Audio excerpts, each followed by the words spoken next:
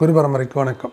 நேயர்களே, நமது சக்தி பீடம் வாயிலாக ஒரு புதிய ஜோதிட ஆய்வு பதிவில் உங்களை சந்திப்பதில் பெருமகிழ்ச்சி. இன்றைய பதிவில் நாம் ராகு கேதுக்கள் 2024ஆம் ஆண்டு மேஷம், ரிஷபம், மிதுனம், கடகம் இந்த ராசிகளுக்கு எவ்வாறு பலன்களை தரப்போகிறார். நீங்கள் இது வரைக்கும் நம்ம சேனலுக்கு சப்ஸ்கிரைப் பண்ணாமல் வீடியோஸ்லாம் பார்த்துருக்கீங்கன்னா தவறாமல் சப்ஸ்கிரைப் பட்டனை கிளிக் பண்ணிவிட்டு பதிவுக்குள்ளே போகலாம். நேயர்களே, ராகு கேதுக்கள் நிழல் கிரகங்கள் 1.5 வருஷத்துக்கு ஒரு தடவை மாறக்கூடியவங்க. முதல்ல மேஷத்தை பார்த்துரும். மேஷ ராசி மற்றும் லக்ன நேயர்களுக்கு இந்த பதிவு பொருந்தும்.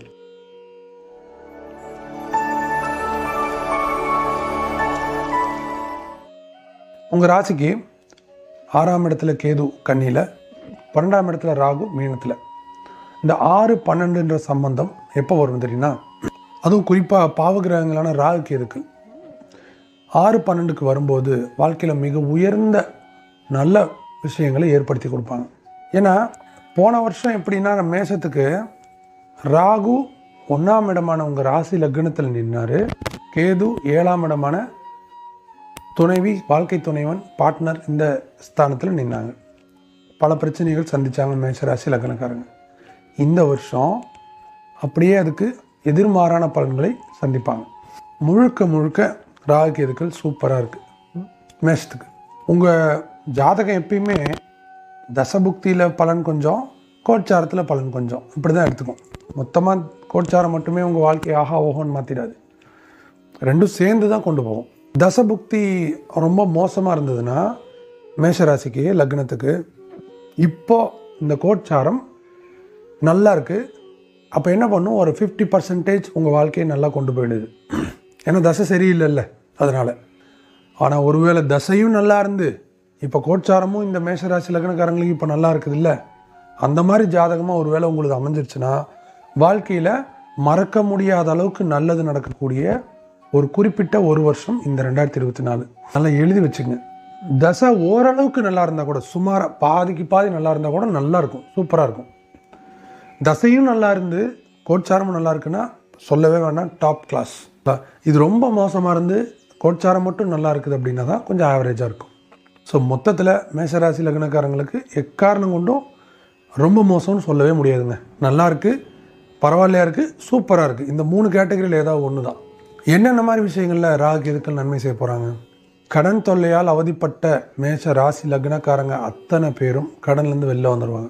வெளிநாடு போயிட்டு அங்கேருந்து திரும்பி வேறு ஊருக்கு வர முடியாமல் இருந்தவங்க, அங்கே ரினியூவல் பண்ண மாட்டேங்கிறாங்க, முடிய போகுது கான்ட்ராக்டுன்னு பயந்துக்கிட்டு இருக்கிறவங்க, உங்கள் எல்லாருக்கும் நற்செய்தி.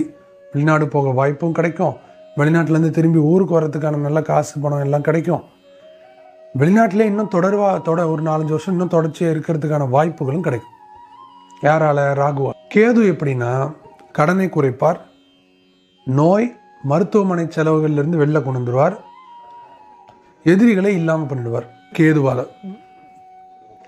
7ஆம் இடத்தில் புருஷ மொண்டாட்டி வாழ்க்கையை புயல் வீச செய்த கேது இப்போ 6ஆம் இடத்துக்கு வந்து அந்த புயலை எல்லாம் நிறுத்தி பூ மலராக நல்ல ஒரு சுமூகமான வாழ்க்கை. சண்டை சச்சரவாயை அடிச்சுக்கிட்டு பிரிஞ்சிருந்தவங்க ஒரே வீட்டுக்குள்ளே ஒன்றா வந்து, நீ உன் வேலையை பாரு, நான் என் வேலையை பார்க்குறேன், சாப்பாடு ஆக்கி வை, உனக்கு என்ன தேவையோ அதெல்லாம் நான் வாங்கித்தரேன், அந்த லெவலுக்கு ஒரு அண்டர்ஸ்டாண்டிங்காவது வந்துடுவாங்க. புரியுதா? இப்போ அதுவே எவ்வளோ பரவாயில்ல. நமக்குள்ளே சின்ன சின்ன கேப் இருந்தாலும் சொந்தக்காரங்களுக்கும் ஊர்க்காரங்களுக்கும் நம்ம நல்ல ஒரு தம்பதிகளாக தெரியறதே நம்ம குடும்பத்துக்கு ஒரு பேர், ஒரு மரியாதை, பிள்ளைகளுக்கு நல்ல மன வளர்ச்சியை கொடுக்கும், குழந்தைங்களோட மன நிம்மதி கெடுக்காது. இந்த மாதிரி பல விஷயங்கள் இருக்கு இல்லையா? சார் கேட்கவே நல்லா இருக்குது சார். உண்மைதாங்க, எல்லாருக்கும் அப்படி தான் இருக்குது. இந்த விஷயம் நடந்தால் சூப்பராக இருக்குமே அப்படின்னு தான் நானும் நினைக்கிறேன். கண்டிப்பாக நடக்கும், கவலையப்படாதீங்க.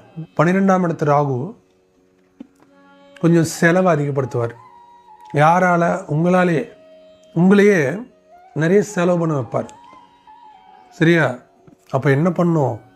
தயவு செஞ்சு செலவை சுருக்கணும்.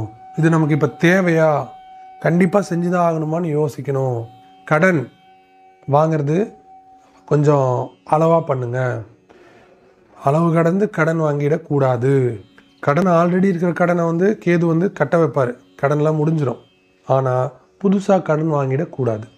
ஏன்னா வாங்கினீங்கன்னா உடனே ராகு செலவு கொடுத்துருவார். ஏதாவது ஒரு செலவு தேவையில்லாமல் வந்துடும். ஸோ லோன் தரங்கிறாங்க, வாங்கிக்கலாமே, ஏதாவது ஒரு பயன்படுமே, அதெல்லாம் வாங்காதீங்க. இப்படி கேர்ஃபுல்லாக போகணும். வேலை, அதுவும் குறிப்பாக மக்கள் துறை, மக்கள் சேவை, கண்டக்டரு, டிரைவரு, போலீஸு, வேறு ஏதாவது பொதுப்பணித்துறை, வேறு ஏதாவது சுகாதாரத்துறை, நிறைய 100 பேர் 500 பேர் மக்களை தினமும் பார்க்கக்கூடிய துறைகளில் இருக்கிற நபர்கள் உங்கள் வேலைகளில் அதிக கவனத்தோடு இருக்கணும். ஏதாவது ஒரு பிரச்சனை ஒரு கெட்ட பேர் வர்றதுக்கு வாய்ப்புகள் ஏற்படும். அது மட்டும்தான், வேறு ஒன்றும் இல்லை. நியாயமாக கவனமாக இருந்தீங்கன்னா ஒரு பிரச்சனையும் வராது. ஏன்னா கேது சோம்பேறிகளையும் அக்கறை இல்லாமல் வேலை செய்கிறவங்களையும் தான் கெடுப்பார் ஒழிய தன்னுடைய வேலையில் தெளிவாக இருக்கேன், கரெக்டாக இருக்கேன்றவங்கள யாரும் இது பண்ண மாட்டாங்க. இதை தவிர மேஷராசிக்கு, லக்னத்துக்கு எந்த கெடுதலும் இல்லை. உங்களுக்கு லக் என்ன தெரியுமா? சனியும் சூப்பராக இருக்குது, குருவும் சூப்பராக இருக்குது, ராகு கேதுவும் இப்போ சூப்பராகிடுச்சு. சார் உங்களுக்கு வேறு என்ன சார் வேணும்? மேஷம் பெஸ்ட்டு ராசிங்க. 2024 உங்கள் வாழ்க்கையில் ஒரு பொற்காலம். அத்தோடு நான் முடிச்சுக்கிறேன். வழிபாடு, முருக வழிபாடு, சஷ்டி திதி மற்றும் செவ்வாய்க்கிழமைகளில் விரதம் இருக்கிறது ரொம்ப சிறப்பு. இப்போ ரிஷபம்.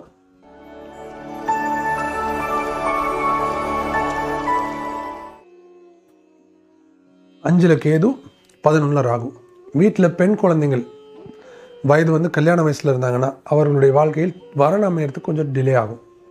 நீங்களே கல்யாணம் ஆகி புதுசாக இருக்கக்கூடிய ஒரு பெண்ணாக இருந்தீங்கன்னா அல்லது ஆணாக இருந்தீங்கன்னா கரு ஈஸியாக தங்கிறது கொஞ்சம் சிரமப்படும். யாரால்? கேதுவால் கொஞ்சம் டிலே ஆகும். சிலருக்கு கொஞ்சம் கரு சரியாக ஃபார்ம் ஆகாமல் பிரச்சனை, அந்த மாதிரி விஷயங்கள் வரும். அப்போது கருப்பை அந்த விஷயத்தை பலப்படுத்தக்கூடிய உணவுகளை சாப்பிட்ணும். இந்த கருக்காக்கும் பதிகங்கள் இருக்குது சைவ சமயத்தில், தேவாரம் திருவாசகத்தில் கருக்காக்கும் பதிகம் இருக்குது. அதை பாராயணம் பண்ணணும் தினமும். கற்ப ரக்ஷாம்பிகை அன்னையை வழிபட வேண்டும். அப்போ இதெல்லாம் கேதுவால் உங்களுக்கு இருக்கிற நெகட்டிவ். பாசிட்டிவ் என்னென்னா ராகு கேதுவால் சொத்து சேரும். கண்டிப்பாக உங்கள் பேரில் ஒரு லேண்டோ அல்லது ஒரு வீடோ அல்லது ஒரு ஏதோ ஒன்று வரும். அதே போல் உயர்கல்வி கொஞ்சம் தாமதப்பட்டாலும், கொஞ்சம் நீங்கள் எதிர்பார்க்குற அளவுக்கு இது வரலைனாலும் நிச்சயமாக உயர்கல்வி அமைப்பு உங்களுக்கு நல்ல நீங்கள் எதிர்பார்த்த ஃபஸ்ட்டு அட்டம்ப்டில் இல்லைனாலும் செகண்டில் உங்களுக்கு எதிர்பார்த்த அளவுக்கு நல்ல மதிப்பெண்களையும் அந்த கல்லூரிகளையும் உங்களுக்கு வாங்கி கொடுத்துரும். அதே போல் சொத்துக்கள் விற்கிறதுல இருந்த தகராறுகள் நீங்கி சொத்து விற்று கையில் காசு வர்றது, வேறு புதிய சொத்துக்கள் சேர்றது, பிள்ளைகளுக்கு அவங்க லைஃப் செட்டில் பண்ணி விடுறது. நீங்கள் ரிஷபராசிலுக்கு நேரம் இருந்தால் பிள்ளைகளுக்கு வில் எழுதுறது, அவங்களுக்கு உங்களுடைய கடமைகளை கரெக்டாக முடிச்சு கொடுக்கறது, இந்த வேலைகள் எல்லாமே ஸ்மூத்தாக போகும். இந்த டைமில் 11 இருக்கக்கூடிய ராகு நகை சேர்க்கை, ஆடை அணிகலன் ஆபரண சேர்க்கைகளை இது பண்ணுவாருங்க. இந்த 11ஆம் இடத்துல இருக்கக்கூடிய ராகு உங்களுக்கு மூத்த சகோதரிகளால் நன்மையை கொடுப்பாரு. அவங்க கூட இந்த பிரச்சனையை தீர்த்து சொத்து தகராறு ஏதாவது இருந்தால் அதை முடித்து பைசல் பண்ணி விடுற வேலையை பார்ப்பார். கேது என்ன பண்ணுவார்னா, நான் முன்னாடி சொன்னேன், நல்ல ஞானத்தை கொடுப்பாரு. அதே மாதிரி குலதெய்வத்தை தேட வைப்பார். குலதெய்வம் தெரியாதவங்கள குலதெய்வம் தேட வைப்பார். இது கேது. புரியுதுங்களா? நிறைய பேர்த்துக்கு யோகா, ஜோதிடம், ஆன்மீகம், மந்திர கலைகளை கற்றுக்கொள்வது, இந்த மாதிரி விஷயங்கள் மேலே ஆர்வத்தை தூண்டுவார். இது கேது பண்ணுவார். சரிங்களா? மற்றபடி பிரச்சனைகள் ஒன்றும் கிடையாது. பித்ருக்களுக்கு பிண்டம், தர்ப்பணம் போன்ற விஷயங்களை கொடுக்கறத இந்த டைமில் நீங்கள் பண்ணிக்கணும். ஏன்னா அது ரொம்ப முக்கியம். முன்னோர்களுக்கு செய்கிற திதி கடன்களில் கரெக்டாக இருக்கணும். அமாவாசை விரதம் இருக்கிறது அல்லது அமாவாசை காக்கைக்கு உணவு வைப்பது, அமாவாசையில் தானம் செய்வது, இது எல்லாமே பித்ருக்களுக்கு, அதாவது பித்ருக்களின் ஆசீர்வாதத்தை ஏற்படுத்தி கொடுக்கும். ஸோ அருமையாக இருக்குது. மற்ற விஷயங்கள்லாம் சனி, குரு இவங்கெல்லாம் ஓரளவுக்கு நல்லா தான் இருக்காங்க. ராகு கேதுக்களும் உங்களுக்கு பெரிய பாதிப்புகளை ஏற்படுத்தலை. பொருளாதாரத்தில் ராகு கேதுக்களால் எந்த பாதிப்பும் வராது. பொருளாதாரம் திருப்திகரமாக இருக்கும். கையில் காசு இல்லை, நான் காசுக்காக போய் கடன் வாங்குகிறேன், இந்த மாதிரி அமைப்புகள்லாம் வராது. பயப்படவே வேண்டாம். சிறப்பாக இருக்குது நேயர்களே. நீங்கள் பித்ருக்கள் வழிபாடும் குலதெய்வ வழிபாடும் ரொம்ப அதிகமாக செய்யணும். ஏன்னா அதுதான் இப்போ உங்களுக்கு குறையாக இருக்கும். இப்போது மிதுன ராசி மற்றும் லக்ன நேயர்களுக்கான பதிவுகள்.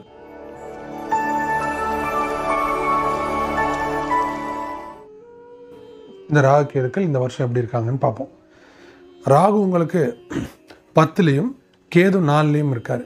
10ல் இருக்கக்கூடிய ராகு தொழிலில் ஒரு முக்கியமான மாற்றத்தை இந்த வருடத்தில் ஏற்படுத்துவார். தொழில் நிலை கண்டிப்பாக இந்த வருஷம் ஸ்டார்டிங்கில் இருக்கும்போது எப்படி இருக்கோ அந்த மாதிரி எண்டிங்கில் இருக்காது. மோசமான சூழல் இருந்தால் நிச்சயமாக நல்ல விதமாக மாற்றி கொடுப்பாரு. ஏன்னா 10ல் ஒரு பாம்பாவது இருக்க வேண்டும்னு ஜோதிட பழமொழி சாஸ்திரம் சொல்லுது. ஸோ அந்த அடிப்படையில் 10ல் பாம்பு வருவது சிறப்பு. ராகு ஒரு பாம்பு. அதே போல் 4ஆம் இடமான கன்னியில் கேது இருக்காருங்க. ஸோ 4ஆம் இடத்தில் கேது வரும்போது சற்று மனக்குழப்பங்கள் அதிகரிக்குங்க. மனசுக்குள்ளே ஒரு தெளிவு இல்லாமல் குழம்பிக்கிட்டு இருக்கிறது, இந்த மாதிரி விஷயங்கள் கொஞ்சம் அதிகமாகும்.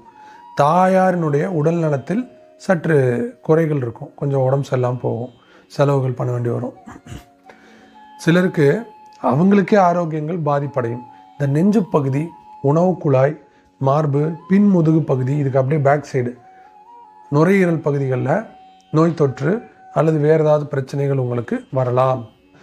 அதே போல் கல்வி நிச்சயமாக ஒரு பாதிப்பை உங்களுக்கு இந்த டைமில் கொடுக்கும். அப்போ என்ன பண்ணணும்? கல்வி பாதிக்க போகுதுன்றதை நல்லா மனசுக்குள்ளே வச்சுக்கிட்டு ரொம்ப அதிகமாக எஃபர்ட் போட்டு ஆழமாக படிக்கணும். அப்படி இல்லைன்னா கல்வி கெட்டு போயிடும். ஸோ செமஸ்டர் எக்ஸாம் எழுதுகிறவங்க, இந்த நீட் மாதிரி தேர்வுகள்லாம் படிக்கிறவங்க, அரசு துறை வேலைக்காக தேர்வுகளுக்கு படிக்கிறவங்க கவனமாக இல்லை, பலன்கள் வராது. கவனம். வீடு, இந்த டைமில் வீடு மாற்றினீங்கன்னா அது அவ்வளோ சிறப்பாக அமையாது. நீங்கள் எதிர்பார்த்த அளவுக்கு ஒரு நல்ல வீடு அமையாது. அதே போல் வீட்டை மராமத்து வேலைகள் பண்ணுறது, வாங்குறது, விற்கிறது, புதுசாக பிளாட்டில் வீடு கட்ட ஆரம்பிக்கிறது, இந்த செயல்களை இந்த வருடம் சற்று தள்ளி போடணும். இல்லை பண்ணி தான் ஆகணும் அப்படின்னா வீட்டில் வேறு யார் பேர்லையாவது அதை பண்ணுறது நல்லது. சரிங்களா? அதுதான் சிறப்பு. நீங்கள் உங்கள் பேரில் ஒரு லேண்ட் இருந்து உங்கள் பேர்லேயே அதுக்கு லோன் எடுத்து வீடு கட்ட ஆரம்பிச்சிங்கன்னா அதில் பல விதமான சிக்கல் தடைகள் வரும். வண்டி வாகனங்களில் அதிக எச்சரிக்கை வேணும். புதுசாக வண்டி வாங்குற மாதிரி இருந்தால் செகண்ட் ஹேண்ட் வண்டி வாங்குறது சிறப்பு. முதல் தரமான வண்டிகளை வாங்குவது அவ்வளோ சிறப்பு அல்ல.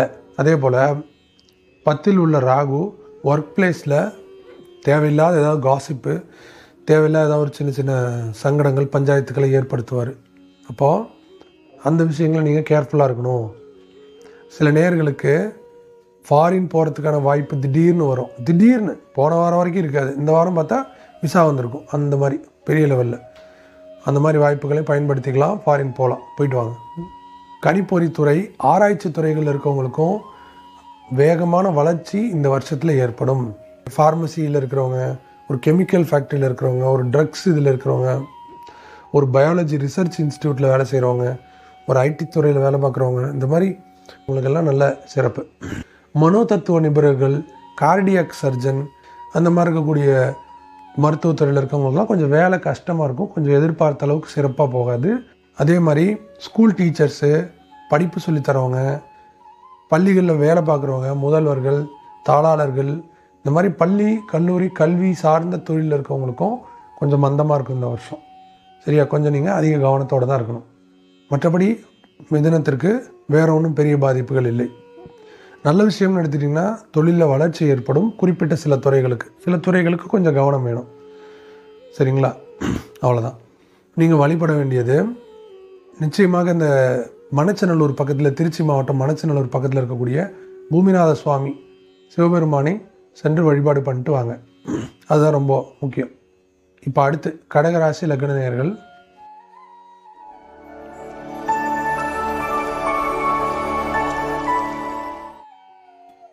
கடகத்திற்கு ராகுகேதுக்கள் கடந்த வருஷம் ரொம்ப மோசமாக இருந்தாங்க. இந்த வருஷம் ரொம்ப சிறப்பாக இருக்காங்க, பயப்பட வேணாம். 9ல் ராகு வந்திருக்காருங்க. காளி, துர்கை, சாமுண்டேஸ்வரி, வராகி, இந்த மாதிரி உக்ர பெண் தேவதைகளின் அதிக அக்கறை, ஆர்வம், பக்தி ஏற்படும் அவர்கள் மேலே. ஏதாவது ஒரு வகையில் அந்த தெய்வங்கள் கூட கனெக்ஷன் வந்துக்கிட்டு இருக்கும். ஸோ அங்கே அவங்கள கும்பிடுறதும் நல்லது. தாராளமாக போய் கும்பிடலாம். கடல் பக்கத்தில் இருக்கக்கூடிய ஏதாவது காளி கோவில், துர்கை கோவில், வராகி கோவில், மாதிரி கடற்கரை ஓரமாக கடற்கரை பக்கத்தில் கோயில்கள் இருந்தால் அந்த கோயில்களுக்கு போய் வழிபாடு பண்ணுறது ரொம்ப ரொம்ப ரொம்ப சிறப்பு. உதாரணத்துக்கு குலசேகரப்பட்டினம், தேவிப்பட்டினம், மகிஷமர்தினின்னு சொல்லுவாங்க. இந்த மாதிரி கோயில்கள்லாம் வழிபாடு பண்ண ரொம்ப சிறப்பாக இருக்கும். 3ஆம் இடத்துக்கு கேது புதிய முயற்சிகளை நிச்சயமாக ஊக்குவிப்பார். தைரியம் வரும், தன்னம்பிக்கை வரும். கொஞ்சம் என்னால் முடியாது, எதுவுமே இல்லைன்ற லெவலுக்கு ஒரு இதெல்லாம் வரும். அது ஓரளவுக்கு இருக்கிற வரைக்கும் ஓகே, ரொம்ப போயிடக்கூடாது. நிறைய கடன் வாங்க சொல்லும். பிஸ்னஸ்ஸு ஆப்பர்ச்சுனிட்டிஸ் வருது, இப்போ வாங்கலைன்னா எப்படி அப்படின்னு வாங்க சொல்லும். வாங்குறது தப்பு இல்லை, இருந்தாலும் கடன்றது நெருப்பு மாதிரி. என்றைக்குமே அளவாக வச்சுக்கணும். அளவுக்கு மீறினா எரிச்சிடும். இளைய சகோதரர்களுக்கு சில சங்கடங்கள், வாழ்க்கையில் சில எதிர்பாராத விஷயங்கள் ஏற்படலாம். உங்களுக்கும் இளைய சகோதரர்களுக்கும் கூட சில நேரங்களில் உறவுகளில் விரிசல் வரலாம். சகோதர சகோதரிகள் சிறு தூர பிரயாணங்கள் அடிக்கடி ஏற்பட்டு அதில் உடம்பு சரியில்லாமல் போகிற இது அந்த மாதிரி விஷயங்கள் வரலாம். நெட்வொர்க்கிங் அவ்வளோ சிறப்பாக இருக்காது இந்த டைமில். கேது 3 வந்து இந்த 10 பேர் தெரியுறாங்க, ஆனால் அந்த 10 பேருமே பிரயோஜனமே இல்லாத கான்டாக்டாக இருக்குது, எதுவுமே நடக்க மாட்டேங்குது. அந்த மாதிரி சில நேரங்கள் வெக்ஸ் ஆவீங்க, என்னடா அது இவங்களாம் தெரிஞ்சுக்கிட்டு ஒன்றும் பிரயோஜனம் இல்லையன்ற மாதிரி. வேற ஒன்றும் பாதிப்புகள் இல்லையே, பயப்பட வேண்டாம். நல்ல விஷயங்கள் எடுத்துக்கிட்டிங்கன்னா முயற்சிகள் பலனளிக்கும், தைரியம் அதிகரிக்கும்,